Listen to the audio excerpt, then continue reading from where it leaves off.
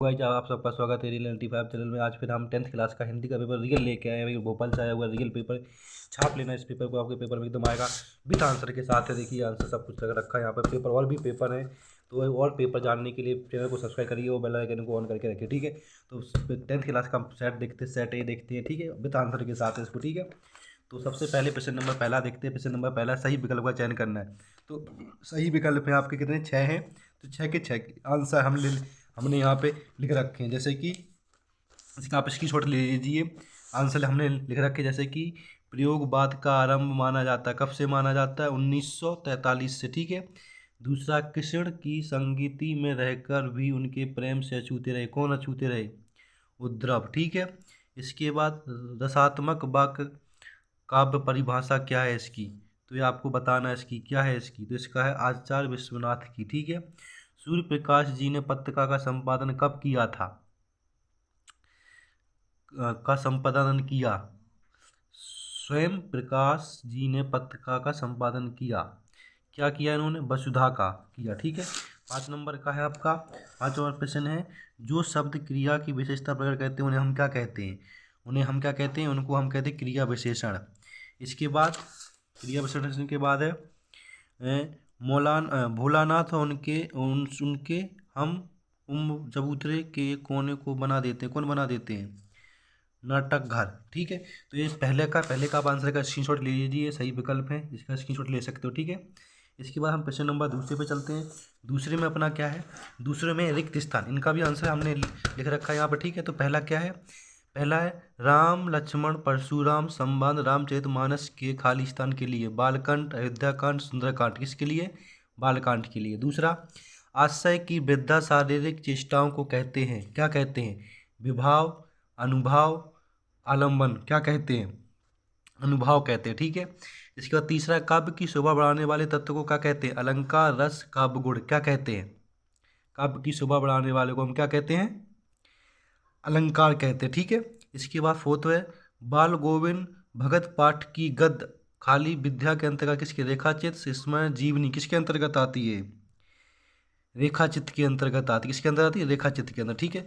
इसके बाद 5वां चलते हैं, खाली स्थान वाक्य से किसी क्रिया के करने या होने की सामान्य सूचना मिलती है। क्या मिलती है? विधानवाचक, निषेधवाचक, इच्छावाचक, कौन सी सूचना मिलती है आपको इससे? तो इसका आंसर है विधानवाचक। कौन सी सूचना मिलती है? विधानवाचक सूचना मिलती है। इसके बाद कांटाओं में बर्फ से सटे ढके पहाड़ की तरह चमक रहे हैं। कैसे? चांदी, सोने, मोती, कैसे चमक रहे हैं? चांदी की तरह चमक रहे हैं। तो इन सब का आंसर का स्क्रीनशॉट ले सकते हो। स्क्रीनशॉट यहाँ पे है, आप देखो ये स्क्रीनशॉट है, इनका स्क्रीनशॉट आप अच्छे से ले सकते हो। पहले का बालकंठ, दूसरे का अनुभाव, तीसरे का अलंकार, चौथे का रेखाचित्र, 5वें का विधानवाचक और छठे का चांदी। इसके बाद हम चलते हैं प्रश्न नंबर तीसरे पर, ठीक है। कौन से प्रश्न पे? प्रश्न नंबर तीसरे पे चलते हैं। तो वीडियो को लाइक जरूर करें और चैनल को सब्सक्राइब करें ऐसे रियल पेपर जानने के लिए, ठीक है। अपने दोस्तों को भी शेयर करें, उनका भी हेल्प होगी और आपकी भी हेल्प होगी। एकदम रियल पेपर है, भोपाल से आया हुआ, ठीक है। इसके अब क्या प्रश्न है? प्रश्न नंबर थर्ड है, सही जोड़ी बनाकर लिखिए। तो इसमें पहले का क्या है? पहले का उत्सव कविता, ये कहाँ जाएगा? एक आहन गीता, ठीक है। इसके बाद मेघ आए बन ठनके में अलंकार, कौन सा अलंकार है? इसमें अलंकार है मानवीकरण अलंकार, ठीक है। इसके बाद गद्य की प्रमुख विद्या क्या है? तो इसका है कहानी। क्या है इसका? कहानी। एक प्लेट सैलाब, इसका क्या है? इसका है मन्नू भंडारी। जो मीठी बाणी बोलता उसे हम क्या कहते हैं? मृदभाषी। अज्ञेय को क्या कहते हैं? तार सप्ताह। इसका आंसर का आप स्क्रीनशॉट ले सकते हैं, स्क्रीनशॉट है यहाँ पे, ठीक है। ये है स्क्रीनशॉट इसका प्रश्न नंबर तीसरे का, ठीक है, ले सकते हो आप। पहले का चा, दूसरे का ड़ा, तीसरे का घा, चौथे का गा, 5वें का खा और छठे का का। ये इसका आंसर, ठीक है, तीसरे का, तीसरे नंबर प्रश्न का, ठीक है। अब प्रश्न नंबर 4 पे चलते हैं। 4 का भी देखते हैं हम, ठीक है। अभी एकदम रियल पेपर है, चैनल को सब्सक्राइब करना है, सब्सक्राइब करना भूलना नहीं है ऐसे ही पेपर लेने के लिए, क्योंकि सारे पेपर डालेंगे चैनल पर हमारे, ठीक है। रियल पेपर आएगा छाप लेने एकदम, ठीक है।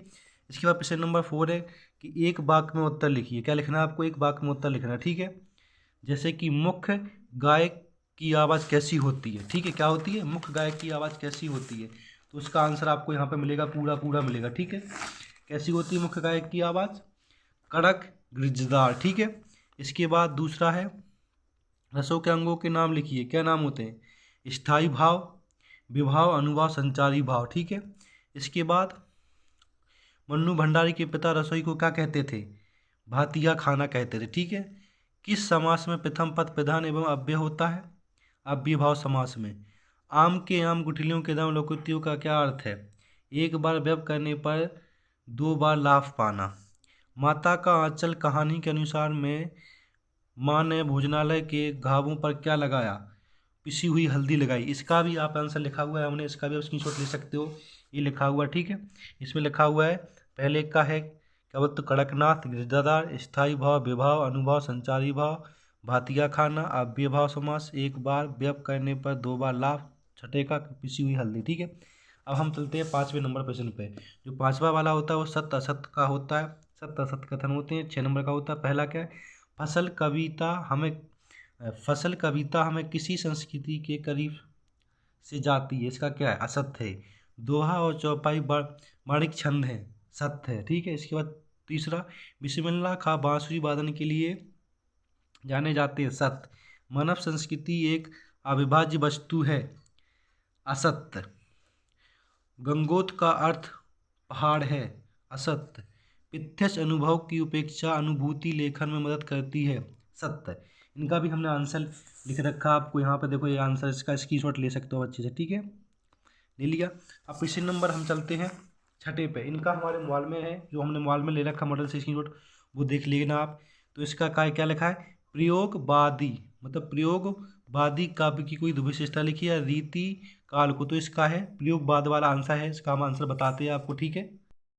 देखिए प्रयोगवाद बाकी कोई 2 विशेषता, तो ये विशेषताएं आप इनमें से देख लीजिए कौन सी विशेषता आपको लेनी है। ठीक है, ये आप कर लीजिए अच्छे से। ठीक है, जो आपको लिखनी है वो विशेषता आप यहाँ से लिख सकते हो, उसका स्क्रीनशॉट भी ले सकते हो। ठीक है, नवीनों उपमानों का प्रयोग करके लिखिए, जो भी लिखना लिख सकते हो। ये किसका आंसर है, 6 वाले क्वेश्चन, किसका, 6 वाले पर। अब 7 वाला क्या है, सूरदास अथवा जयशंकर प्रसाद की काव्यगत विशेषताएं निम्नलिखित बिंदुओं के आधार पर लिखिए। 2 रचनाएं, काल पक्ष, ये लिखना है।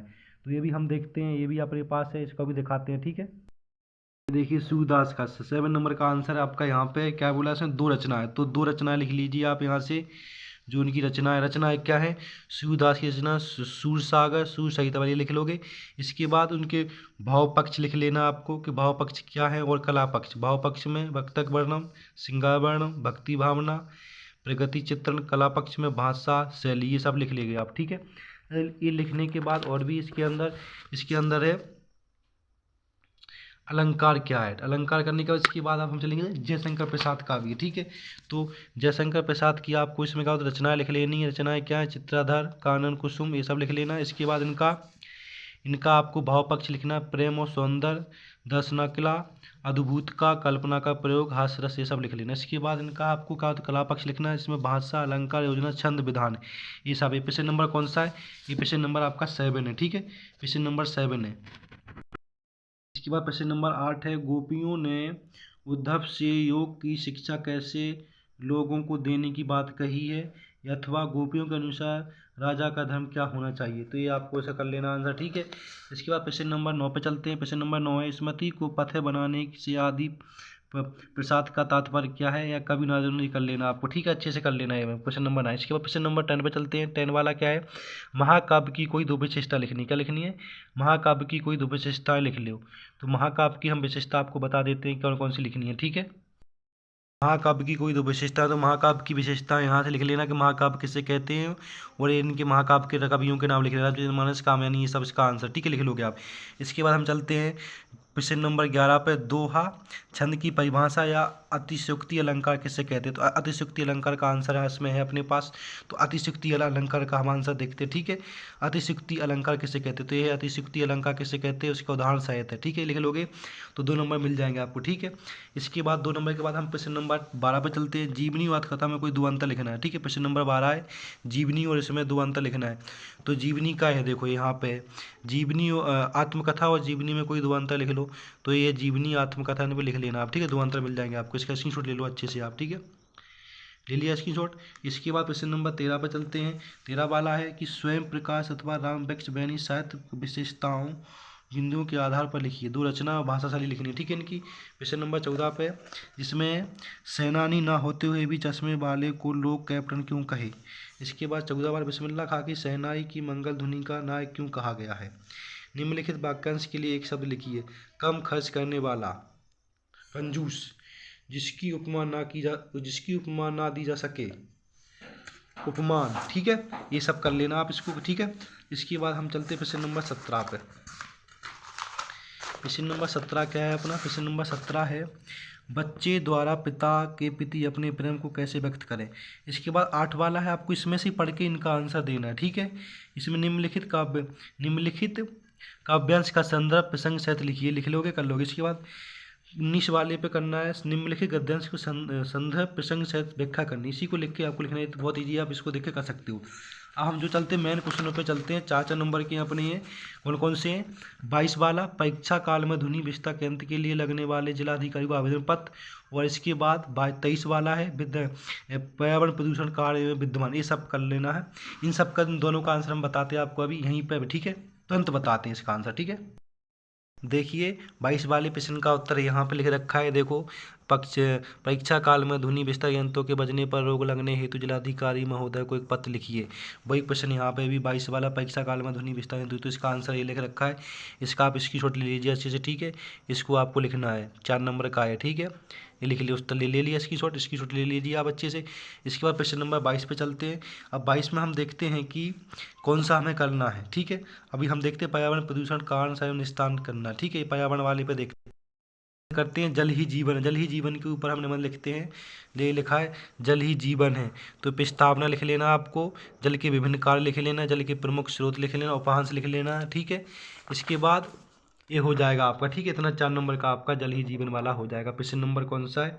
प्रश्न नंबर 23 है, ठीक है। 23 का आंसर, स्क्रीनशॉट ले लीजिए अच्छे से, ठीक है। स्क्रीनशॉट ले लिया।